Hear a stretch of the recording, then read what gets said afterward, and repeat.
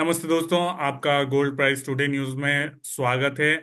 और आज का वीडियो बहुत ही खास होने वाला है दोस्तों, क्योंकि आपकी डिमांड पर, आपकी मांग पर आज हम आपको बताने वाले हैं कि कौन सा डेटा जो अमेरिका में आता है उसका सोने चांदी का भाव पर कैसा इम्पैक्ट हो सकता है या कैसा इम्पैक्ट होता है। और इस पर बात करने के लिए हमारे साथ पृथ्वी फिनमार्ट से उनके डायरेक्टर मनोज कुमार जैन जी हैं। मनोज जी, आपका स्वागत है। नमस्कार। जी। सो मनोज जी, सबसे पहले तो डेटा के इम्पोर्टेंस की बात करते हैं। ये डेटा कितना महत्वपूर्ण होता है सोने चांदी के भाव को ट्रैक करने के लिए? नमस्कार वीरेंद्र जी, सबसे पहले तो शो में बुलाने के लिए बहुत बहुत धन्यवाद। और आपके सारे जो व्यूअर्स हैं उनको नवरात्र पर्व की बहुत बहुत शुभकामनाएं। उनके लिए ये अगला वर्ष मंगलमय हो, ऐसी कामना करते हैं।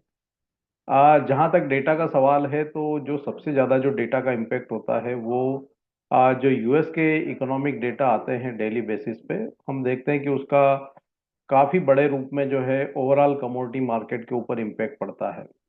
तो यूएस की जो इकोनॉमी है वो सबसे बड़ी इकोनॉमी है दुनिया में, और वहाँ से जो भी इकोनॉमिक आंकड़े आते हैं उसका असर डॉलर इंडेक्स के ऊपर पड़ता है। और डॉलर इंडेक्स के असर के हिसाब से हम देखते हैं कि कमोडिटीज में भी उठापटक जो है देखने को मिलती है।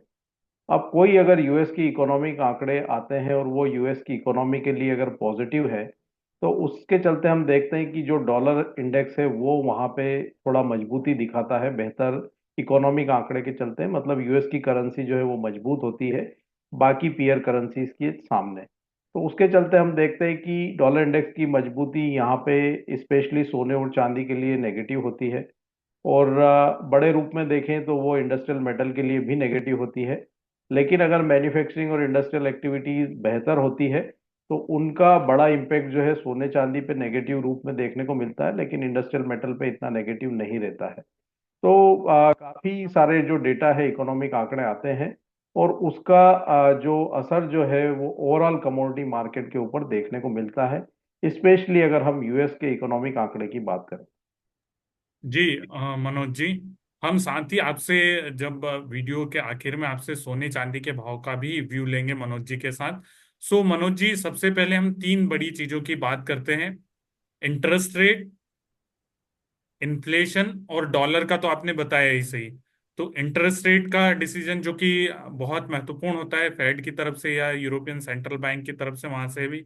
सो इंटरेस्ट रेट का सोने के भाव पर और इन्फ्लेशन का सोने के भाव पर कैसा असर पड़ता है? अगर ये बढ़ता है, घटता है, तो उसका क्या असर देखने को मिलता है?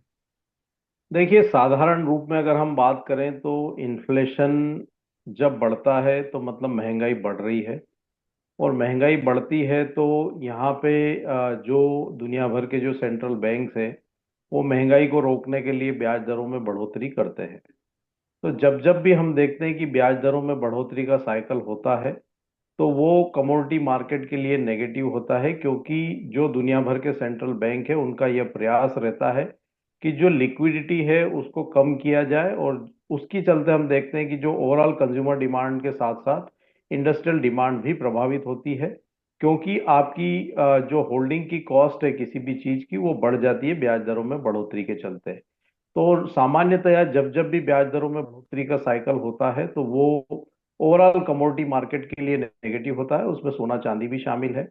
लेकिन इसके साथ ही जब हम देखते हैं कि इन्फ्लेशन ईज होना शुरू होता है, मतलब महंगाई में थोड़ी गिरावट आती है, तो जो पॉलिसी है ब्याज दरों की वो भी रिवर्स होना शुरू हो जाती है।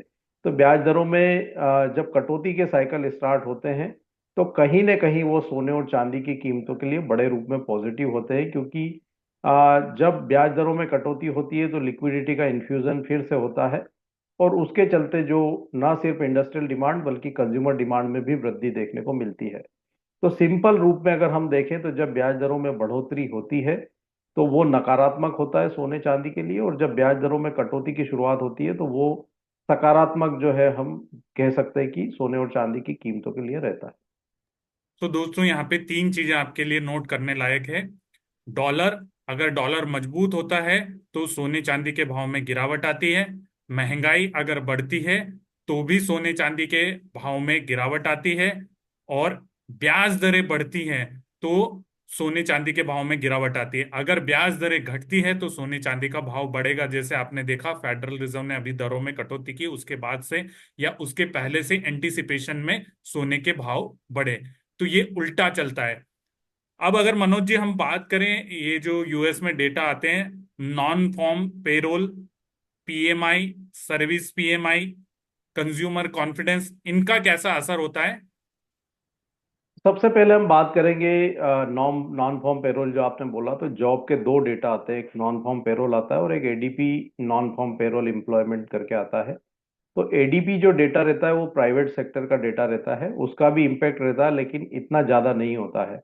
तो जब हम देखते हैं कि जॉब मार्केट बेहतर करती है यूएस की, तो उसके चलते डॉलर इंडेक्स में नॉर्मली मजबूती देखने को मिलती है, और जब डॉलर इंडेक्स में मजबूती आती है तो वो सोने और चांदी के लिए नकारात्मक रहता है। इसको अगर हम एक एग्जाम्पल के तौर पे देखें, तो शुक्रवार को जो यूएस के नॉन फॉर्म पेरोल के डेटा आए थे वो उम्मीद से काफी ज्यादा बढ़कर आए थे। तो इसका यह मतलब निकला कि यूएस में जो जॉब मार्केट है वो बेहतर है, और बेहतर जॉब मार्केट के चलते शायद जो यूएस फेड का जो एग्रेसिव रेट कट का जो निर्णय है वो प्रभावित हो सकता है।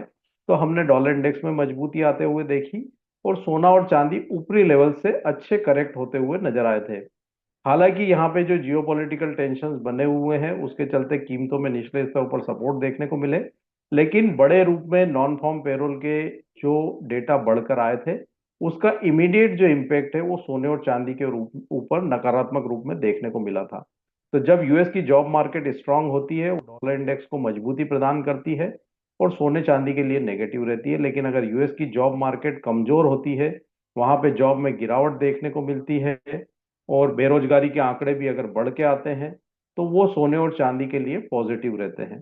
तो सिंपल शब्दों में हम समझ सकते हैं कि जब जॉब मार्केट कमजोर होती है तो वो सोने चांदी के लिए पॉजिटिव रहेगी, सकारात्मक रहेगी, और अगर जॉब मार्केट बेहतर होती है तो वो सोने और चांदी के लिए नकारात्मक असर डालेगी। इसके बाद हम बात करते हैं पीएमआई की। तो दो तरह के पीएमआई नंबर्स होते हैं, एक मैन्युफैक्चरिंग पीएमआई होता है और एक सर्विस पीएमआई होता है। तो मैन्युफैक्चरिंग एक्टिविटीज में अगर सुधार देखने को मिलता है, तो सिल्वर को हम एक इंडस्ट्रियल मेटल के रूप में भी देखते हैं। तो मैन्युफैक्चरिंग एक्टिविटीज में अगर सुधार होता है तो वो कहीं ना कहीं चांदी के लिए थोड़ा सकारात्मक रहता है। और सर्विसेज पीएमआई का जो डायरेक्ट कोरिलेशन रहता है वो कंज्यूमर के बिहेवियर से रहता है। अगर सर्विस सेक्टर बेहतर करता है, मतलब जो कंज्यूमर का बिहेवियर है वो पॉजिटिव है इकोनॉमी को लेकर के, तो वो थोड़ा डॉलर इंडेक्स को सपोर्ट करता है। लेकिन यहाँ पे अगर सोने के रेफरेंस में देखें तो ये थोड़ा नकारात्मक रहेगा, क्योंकि वो डॉलर इंडेक्स को सपोर्ट करता है।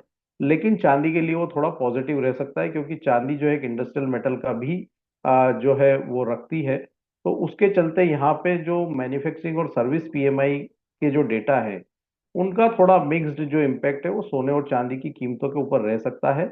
इसमें सर्विसेज और मैन्युफैक्चरिंग पीएमआई के नंबर्स को हम जब भी पढ़ते हैं, तो साथ में ओवरऑल जो घटनाक्रम है ग्लोबली, वहाँ पे ग्लोबल जो मैन्युफैक्चरिंग की एक्टिविटीज कैसी है, ग्लोबल इकोनॉमी के हालात कैसे हैं, तो ये थोड़ा वाइड जो है डेटा रहता है। तो इसको इतना सरलीकरण नहीं रहता है, लेकिन सिंपल शब्दों में यहाँ पे इसका थोड़ा मिक्स्ड जो इम्पैक्ट है वो देखने को मिलता है। फिर आता है कंज्यूमर कॉन्फिडेंस। तो कंज्यूमर कॉन्फिडेंस में जब कंज्यूमर का कॉन्फिडेंस बेहतर होता है तो वो एक इकोनॉमी के लिए सकारात्मक रहता है। लेकिन अगर कंज्यूमर का कॉन्फिडेंस बेहतर है तो वो कंज्यूमर डिमांड को भी बेहतर रखता है। तो वो बड़े रूप में जो डेटा का इम्पैक्ट है वो ओवरऑल जो है सोने और चांदी के लिए थोड़ा पॉजिटिव रहता है, क्योंकि अगर कंज्यूमर का कॉन्फिडेंस बेहतर है तो वो कीमतों को सपोर्ट करता है। तो वाइडली ये जो है जो भी डेटा आता है उसका अपने को सिंपल शब्दों में उसका डॉलर इंडेक्स के ऊपर क्या इम्पैक्ट है उसको अगर हम समझ लेंगे, तो काफी कुछ अपने को उसके जो इम्पैक्ट है सोने और चांदी की कीमतों पर वो समझ में आ जाएंगे। जी मनोज जी, आपने बहुत सही बात कही। ये जो भी डेटा आ रहे हैं उनको आपको डॉलर से उसका रिलेशन देखना है कि डॉलर वहां पर इस डेटा के आने से मजबूत हो रहा है या कमजोर हो रहा है। और जैसा मनोज जी ने बताया, अगर डॉलर मजबूत होगा तो सोने चांदी में गिरावट आएगी, और डॉलर अगर कमजोर होगा तो सोने चांदी में तेजी आएगी। अ, मनोज जी, अगर हम वहां पर बात करें, चूंकि जॉबलेस क्लेम भी उसी में आ जाता है जो शुरू हमने चर्चा की थी उसी में। बिल्कुल, मैंने जब एम्प्लॉयमेंट के डेटा डिस्कस किए तो मैंने बताया था कि जो बेरोजगारी के आंकड़े हैं वो कहीं ना कहीं जो है जॉब मार्केट से ही संबंधित है। अगर जॉब मार्केट कमजोर होती है तो बेरोजगारी के आंकड़े बढ़कर आते हैं। तो बेरोजगारी के आंकड़े अगर बढ़ के आएंगे तो वो सोने और चांदी की कीमतों को सकारात्मक रूप से प्रभावित करेंगे, मतलब वहां पे तेजी देखने को मिलेगी। और बेरोजगारी के आंकड़े अगर घट के आते हैं तो उसके चलते यहाँ पे गिरावट जो है वो इमीडिएट सोने और चांदी की कीमतों में देखने को मिलती है। डेटा का एक एक्सक्लूजन भी रहता है वीरेन जी। अब जब हम बात करते हैं, कई बार लोगों की ये धारणा रहती है कि डेटा आया, मार्केट इमीडिएट थोड़ा नीचे गया लेकिन रिकवरी देखने को मिली।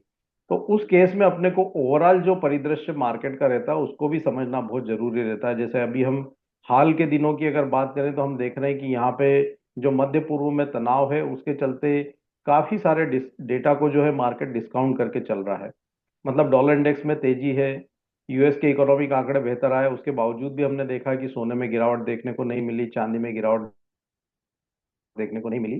तो ये यहाँ पे वॉर के चलते जो है रिस्क प्रीमियम सोने और चांदी में, क्योंकि सोना और चांदी जो है सेफ हेवन असेट भी माने जाते हैं, तो सेफ हेवन असेट का डिमांड के चलते भी हम देख रहे हैं कि कई बार जो डेटा का इम्पैक्ट है वो नलीफाई हो जाता है। तो अपने को एक थंब रूल मान करके नहीं चलना है।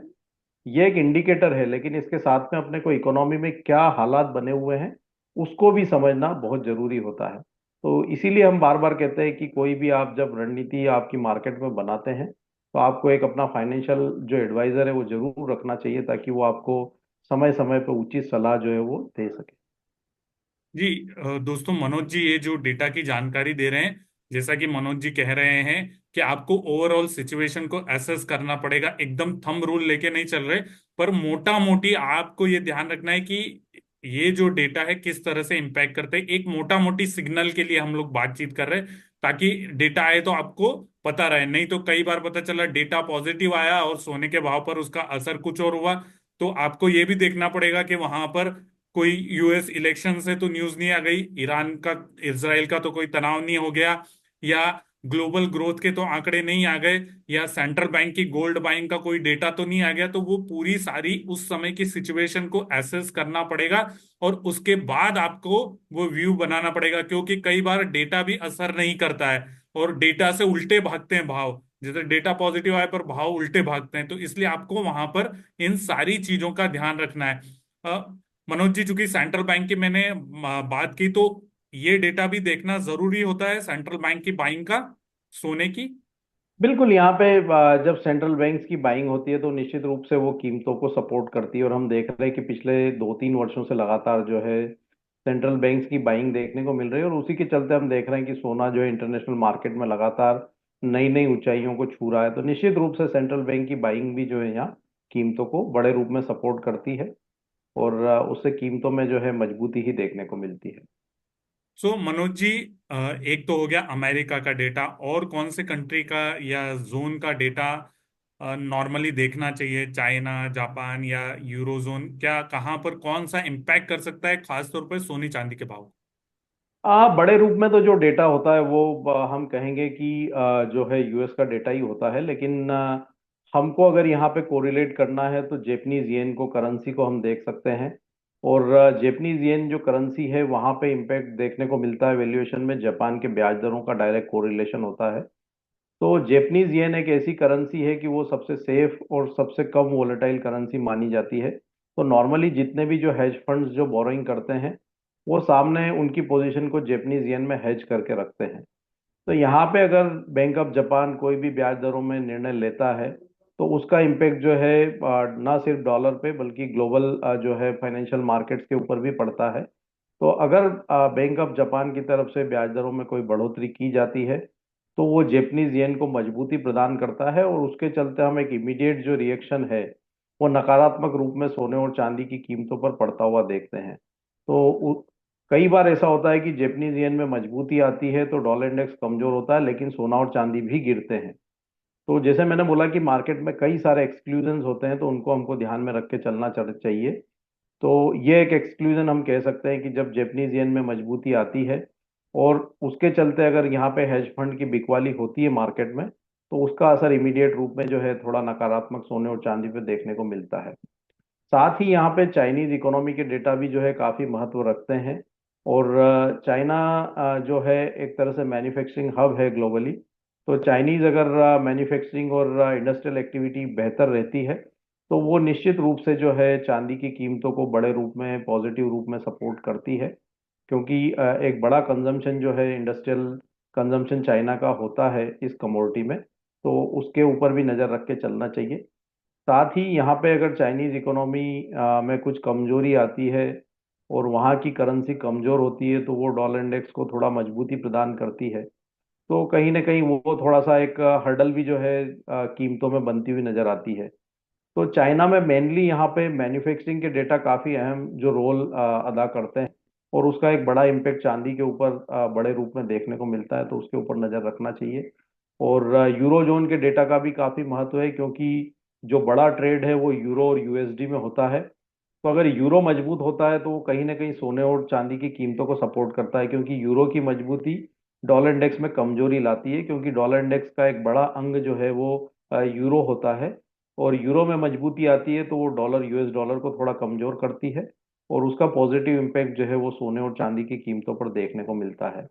और ब्याज दरों में कटौती चाहे वो यूएस करे या यूरोपियन सेंट्रल बैंक करे या चाइना करे, उसका एक positive impact overall commodity market पे देखने को मिलता है। तो उसको एक जनरल टर्म में हम रीड कर सकते हैं कि ब्याज दरों की कटौती मार्केट के लिए पॉजिटिव रहती है। और सर एक और चीज मैं शुरू में पूछना था मुझे, जीडीपी जीडीपी का डेटा किस तरह से असर करता है? जीडीपी का डेटा काफी बड़े रूप में असर करता है, क्योंकि अगर ग्रोथ जो है वो किसी भी इकोनॉमी की, स्पेशली यूएस की, अगर बढ़कर आती है, मतलब वहां पे इकोनॉमिक ग्रोथ में बढ़त देखने को मिल रही है, तो सोना और चांदी एक सेफ हेवन असेट है। तो जब इकोनॉमी की ग्रोथ की रफ्तार बढ़ती है, तो लोग सेफ हेवन असेट से निकलकर रिस्कियर असेट की तरफ जाना पसंद करते हैं। तो जीडीपी में बढ़त मतलब सोने और चांदी के लिए साफ तौर पर वो एक नकारात्मक रहता है। तो इसको बिल्कुल ध्यान में रखकर चलना चाहिए। वहीं जीडीपी अगर कमजोर पड़ता है तो रिस्कियर असेट से निकल के पैसा फिर सेफ हेवन असेट में आना शुरू हो जाता है।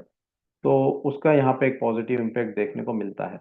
पर अगर यहाँ पे यूएस की ग्रोथ में अगर बड़ा इजाफा देखने को मिलता है, तो वो और सोने और चांदी के लिए थोड़ा नकारात्मक रहेगा। सर ये तो सब बता दिया आपने। अब जो हमारे दर्शक हैं उनको रियल टाइम में डेटा देखना हो तो कहाँ पर देख सकते हैं? कौन सी वेबसाइट है जहां पर जाकर वो ये डेटा देख सकते हैं? वैसे हम तो उनके लिए वीडियो बनाएंगे ही सिर्फ जब डेटा आते हैं एक्सप्लेन करने के लिए, पर नॉर्मली बहुत सारे लोगों को तुरंत देखना होता है कि डेटा कहाँ पे आया है, तो कहाँ पर देख सकते हैं सर?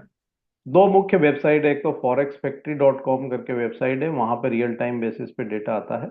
और दूसरा एक investing.com की भी वेबसाइट है, तो वहां पे भी सारे ग्लोबल फाइनेंशियल डेटा आते हैं। और दोनों ही वेबसाइट जो है वो फ्री है। तो जो दर्शक हैं, निवेशक हैं, वो दोनों वेबसाइट का यूज कर सकते हैं और वहां से वो डेटा को जो है देख सकते हैं। सर जाते जाते आखिरी में एक सवाल मैं आपसे पूछूंगा कि अब यहाँ से आगे सोने चांदी का भाव आप कैसे देख रहे हैं? कितना क्या हो सकता है? या भाव जो है अपने उच्चतम स्तर पर पहुंच गए हैं? तो मान लीजिए दिसंबर तक की अगर हम बात करें तो क्या कुछ देख रहे हैं सर आप वहां पर? सोने चांदी में जब तक वॉर का सिचुएशन है मध्य पूर्व के देशों में, वहां से सोने और चांदी की कीमतों में मजबूती बनी रहेगी। हाँ, टेक्निकली अगर हम बात करें तो एक रेजिस्टेंस पॉइंट पर सोना और चांदी खड़ा है, और ये फ्रेश जो है ट्रिगर का मार्केट अभी वेट कर रहा है। तो उसके चलते हम देख रहे हैं कि एक कंसोलिडेशन जो है पिछले कुछ सेशन से सोने और चांदी की कीमतों में देखने को मिल रहा है। तो यहाँ पे अगर कोई मंदी या करेक्शन अगर हम कहें, तो वो ट्रिगर जब ही होगा जब मध्य पूर्व का तनाव जो है वो कम होता हुआ नजर आए, या वहाँ पे कोई भी यूएस की तरफ से एक्शन हो और वो ये हिदायत दी जाए कि भाई अभी वॉर को रोका जाए। तो एक इमीडिएट यहाँ पे करेक्शन जो है सोने और चांदी की कीमतों में नीचे की तरफ देखने को मिल सकता है। लेकिन ओवरऑल लॉन्ग टर्म ट्रेंड जो है सोने और चांदी का पॉजिटिव है। और यहाँ पे करेक्शन में निचले स्तरों पर सपोर्ट्स ही देखने को मिलेंगे। इंटरनेशनल मार्केट में सोने में $2588 अब एक अच्छा सपोर्ट रहेगा। $2700 एक इमीडिएट रेजिस्टेंस बना हुआ है। ये अगर पार हो जाता है तो मेरा मानना है कि दिसंबर तक $2800 सोने में देखने को मिल सकता है। भारतीय बाजारों में अगर बात करें तो 74,800 75,000 के दायरे में एक अच्छा सपोर्ट भारतीय बाजारों में है। इमीडिएट रेजिस्टेंस एक 76,600 के रेंज में बना हुआ है। इसके ऊपर अगर कीमतें एक बार सस्टेन होना शुरू हो जाती है, तो फिर 78,000 पहला लक्ष्य मानना चाहिए। वहीं दिसंबर तक हमारा मानना है कि 80,000 तक के स्तर भी देखने को मिल सकते हैं। चांदी की अगर मैं बात करूं तो $30.40 जो है इंटरनेशनल मार्केट में मजबूत सपोर्ट रहेंगे। $33 के ऊपर कीमतें थोड़ी अटकती हुई दिख रही है। यह लेवल अगर पार हो जाता है तो $36, $36 तक के स्तर इंटरनेशनल मार्केट में देखने को मिल सकते हैं। भारतीय बाजारों में हमारा मानना है कि 91,000 से 89,500 का जो जोन है वो एक स्ट्रॉन्ग सपोर्ट जोन रहेगा चांदी के लिए। 89,500 के आसपास कीमतें आती है तो वो फिर एक अच्छा लेवल होगा बाइंग के लिहाज से। अभी इमीडिएट हम देख रहे हैं कि 96,000 पे एक हर्डल बना हुआ है। वो अगर निकल जाता है तो हम कीमतों को 1 लाख के स्तर को भी दिसंबर तक जो है पार करते हुए देख सकते हैं। तो बहुत ज्यादा बड़ी गिरावट की गुंजाइश नहीं है। अगर यहाँ पे वॉर जो है थोड़ा थमता है तो वो एक करेक्शन यहाँ पे मार्केट में ला सकता है और वो निचले स्तरों पर फिर एक बार बाइंग की अपॉर्चुनिटी रहेगी।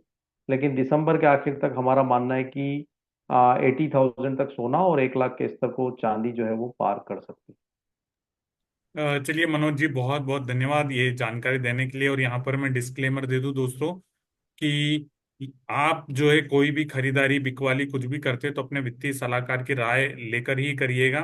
मैं पर्सनली कोई ट्रेडिंग सोने चांदी में नहीं करता हूँ, किसी भी एक्सचेंज पर मेरी कोई पोजीशन नहीं है। सर, आप कुछ डिस्क्लेमर देना चाहेंगे? बिल्कुल। मेरी कोई फ्यूचर मार्केट में कोई भी कमोडिटी में पोजीशन नहीं है। और सोने और चांदी में एसआईपी के रूप में ईटीएफ वगैरह में मेरी जो है निवेश रहता है। और दर्शकों को यही सलाह है कि आप कोई भी निवेश करें तो अपने निवेश सलाहकार से सलाह लेकर ही करें, क्योंकि जो फ्यूचर मार्केट है वो एक लिवरेज मार्केट है। तो उसके रिस्क को समझना निवेश करने के पहले बहुत जरूरी है। जी sir, thank you so much sir. ये सारी धन्यवाद। जानकारी देने के लिए धन्यवाद। कल करूंगा।